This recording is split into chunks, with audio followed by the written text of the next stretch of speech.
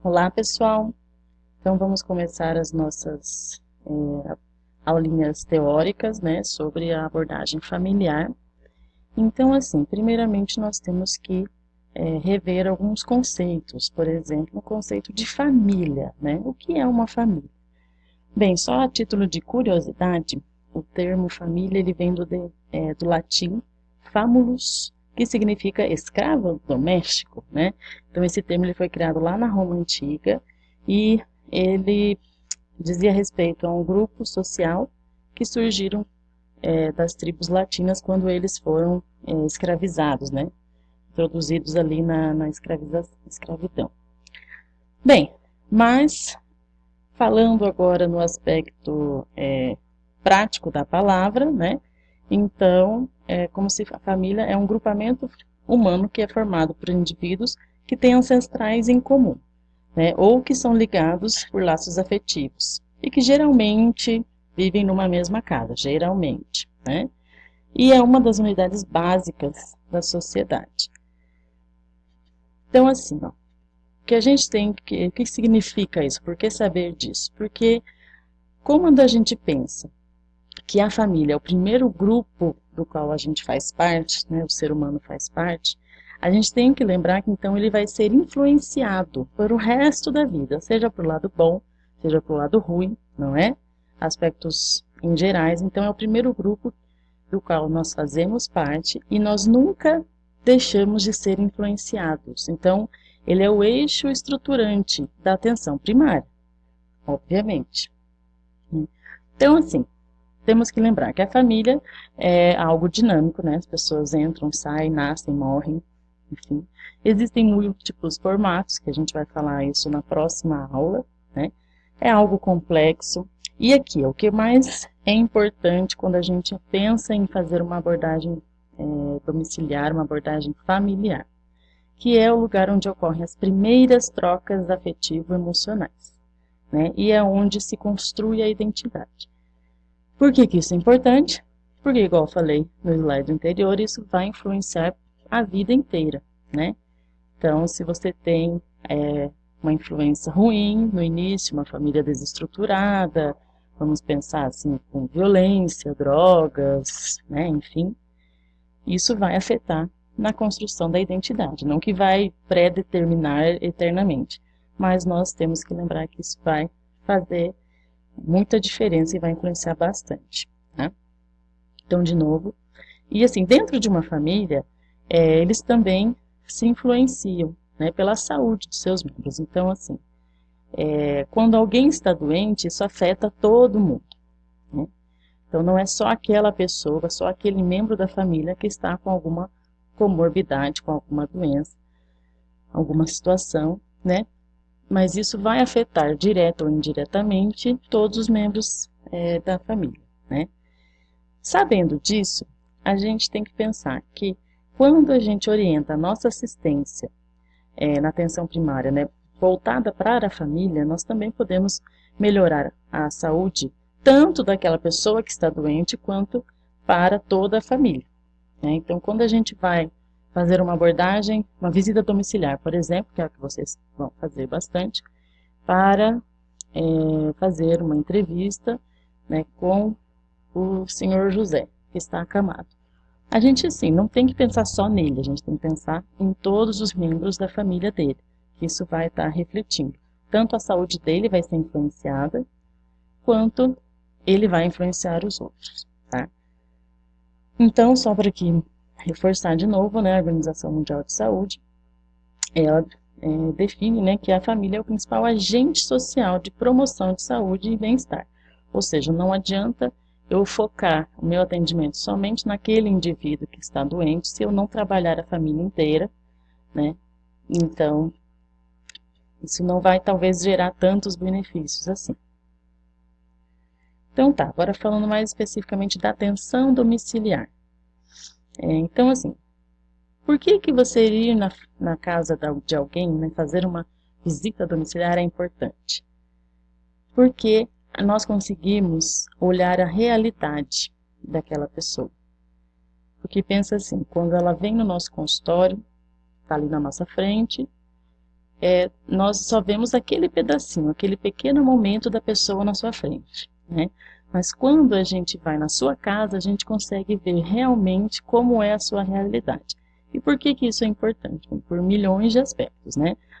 Mas, por exemplo, um exemplo assim de por que é importante. Tem um idosinho que eu estou atendendo que toda hora cai, e fratura fêmur, e dá ponto na cabeça, e cai de novo, né? Puxa vida, o que que está acontecendo? Ah, é porque ele é idosinho só. Aí eu vou na casa dele e eu vejo que tem milhões de tapetes em todas as portas possíveis. Tem vários móveis no meio do caminho, que tem escadas, na verdade não aquelas escadas grandes, né, que isso a pessoa presta atenção para andar, para descer ou subir, mas aqueles degraus, sabe, assim, de sair, ir para a varanda, da varanda para o quintal, enfim, né, aqueles pequenos degraus que fazem a pessoa, que não estão sinalizados e fazem a pessoa cair. Ou seja, então eu me aproximo da realidade daquele paciente. Quando que a gente vai fazer uma visita domiciliar, né, uma abordagem domiciliar? Quando a família pede, né, isso é muito comum. Na verdade, geralmente atualmente é um dos principais motivos, né, a família ir pedir uma visita. Quando nós queremos conhecer o contexto, igual eu falei anteriormente, quando existem pacientes que não podem ir à unidade, seja porque eles estão acamados, ou porque eles não conseguem se locomover, são cadeirantes, não tem ninguém para levar, enfim, né? E aqueles pacientes que têm doenças crônicas diversas, que eu quero perceber melhor como é que tá, por que que não está dando certo, por exemplo, vamos supor um paciente que tem hipertensão e diabetes, e toma trocentos remédios para cada coisa, e não está dando certo né, a medicação não está fazendo efeito. Aí eu chego lá, está tudo esparramado, tudo fora da caixinha, ou sem identificação, tudo misturado, aquele idoso não sabe ler, né? Então, nesse sentido também de doenças crônicas. O que que a gente tem que pensar? Quando nós vamos visitar uma família, nós já temos assim, o que que eu quero saber primariamente, né? Eu tenho que saber quem que é o cuidador, os principais cuidadores, e quem está provendo, né, os provedores principalmente financeiro, daquela família, quem costuma tomar decisões. Isso, por exemplo, é muito explícito quando você tem um idosinho doente, acamado ou não, enfim, e ele tem 5 filhos. Não vão ser os 5 filhos que vão tomar decisões. Geralmente tem um filho, né, ou filha, que é quem está mais à frente, quem sabe mais, quem entende mais do que está acontecendo e quem toma a decisão. Não é aquele idosinho que vai sempre tomar a decisão sobre a saúde dele, né? Então, nesse sentido, quem que resolve os problemas daquela casa? Quem que tem mais voz ativa? Né? Quem que gerencia melhor as questões de saúde? Ou seja, quem entende melhor? É muito comum você ver, por exemplo, em consulta ou em visita domiciliar, que tem aquele idosinho, também de novo, eu adoro falar idosinho, né? Mas enfim, que vai na consulta, ele não sabe nada do que ele está fazendo, né? Ou ele se confunde, e quem está o acompanhante, também não sabe. Quem vê isso é a minha irmã, ela não pôde estar aqui, eu não sei o que ele está tomando, né? Então, novamente, sempre vai ter aquele que está mais à frente, né? Sabe melhor o acompanhamento da saúde daquele paciente, tá? E controla as informações, como eu falei. Então, é muito importante, porque vocês vão ver que uma consulta onde o acompanhante, ele não entende das questões de saúde daquela pessoa, num estado crônico, é muito difícil. Então, sempre é bom você estar com quem cuida mais, quem tem mais esse conhecimento, quem está mais próximo, né, daquele paciente.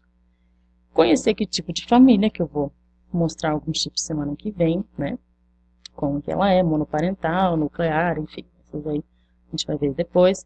Se essa família tem recurso financeiro ou não, é aposentadoria, é pensão, a pessoa trabalha, é registrado, não é informal, né, isso tudo.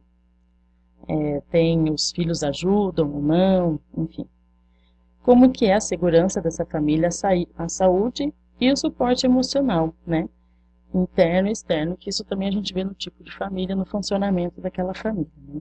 Se é uma família resiliente ou não, se é uma família onde os membros são unidos ou não, onde existe uma rivalidade, inimizade, qualquer coisa assim, tá? Bem, para a gente fazer essa abordagem familiar, nós temos várias ferramentas, né? Então, assim, na prática, né, a gente usa o quê? Para conhecer como é que a anatomia dessa família, que é o quê? Como é que ela é estruturada, digamos assim, ela é composta, nós podemos fazer isso através do genograma e do ecomapa, que vocês já tiveram, sabem decor e salteado, né? Para a gente entender como que essa família está se desenvolvendo naquele momento, nós temos que ter conhecimento dos ciclos de vida, né? E que ciclo de vida essa família está tendo, que também a gente vai falar mais para frente. E para saber como que essa família funciona, né? É patriarcal, é matriarcal, enfim, vários. Como que se dá o funcionamento, as relações entre eles, né? Isso a gente faz através da entrevista familiares e através do conhecimento das regras de funcionamento dessa família, tá? Então, só para dar uma introdução sobre como saber a anatomia da família, eu não vou ficar explicando aqui todos os detalhes do genograma, que isso vocês já tiveram, né? Mas assim, então o genograma, o que é um genograma? É uma coisa muito chata de se fazer. Sim, mas assim, ele nada mais é, ele é um mapa visual, é um mapa. Você olha aquele papel e você já consegue ver, né, tipo quase que uma árvore genealógica, né? Mais ou menos isso. Então ele é um mapa visual, que você olha e rapidamente você entende quem que está casado com quem é filho de quem, né? E assim por diante. Então você consegue saber as informações estruturais de funcionamento, né? Se está casado, se está separado, se existe conflito, se não existe conflito, né? Através dos símbolos que você usou e também ao longo do tempo, né? Ao longo das gerações. E também informações genéticas, né? Então você tem alguma situação genética que você vê que tem no avô, depois tem no irmão, depois tem no pai, enfim, né? Então você observa essa questão genética também. O ecomapa, bem, o ecomapa ele nada mais é que um genograma, igual eu falei, que é dentro da família, mas que também vai conter as informações sobre a rede social e de apoio, do que está por fora da família. Então, o genograma é dentro da família, membros entre si, e o ecomapa você vai colocar, vai acrescentar as redes sociais. Por exemplo, se eles, né, frequentam uma igreja, então tem uma rede social, né, de apoio, que é uma igreja, ou uma associação, né, uma escola, uma creche. Então, são quais são as redes sociais que estão atuando também, que essa família tem disponível, tá? Quando que a gente vai fazer o genograma? Para toda a família? Não, né? Porque é uma coisa meio complexa de fazer. Quando, por exemplo, é o primeiro encontro que eu tenho com essa família. Então, eu vou abrir um prontuário, eu quero entender como essa família funciona. Beleza, vou fazer. Quando eu tenho uma gestante que está fazendo pré-natal e eu quero entender como que está essa relação, eu quero fazer esse acompanhamento. Ou acompanhamento de uma criança, que é puericultura. Ou quando eu tenho um paciente que tem uma doença crônica, daí eu quero fazer essa relação. Quando eu tenho uma má adesão ao tratamento, né, que eu quero entender por que será que pode estar influenciando, né, essa má adesão, tá? Quando você tem uma suspeita ou até confirmação de uma violência doméstica, quando você tem uma família vulnerável, né, socialmente, drogas, pobreza, enfim, N problemas, quando você tem uma alteração genética e você quer entender melhor, né, ou qualquer doenças que tem muita incidência naquela família, tá? Ou seja, a gente faz o genograma e o ecomapa em famílias que a gente quer prestar mais atenção, porque famílias que precisam mais de atenção, tá certo?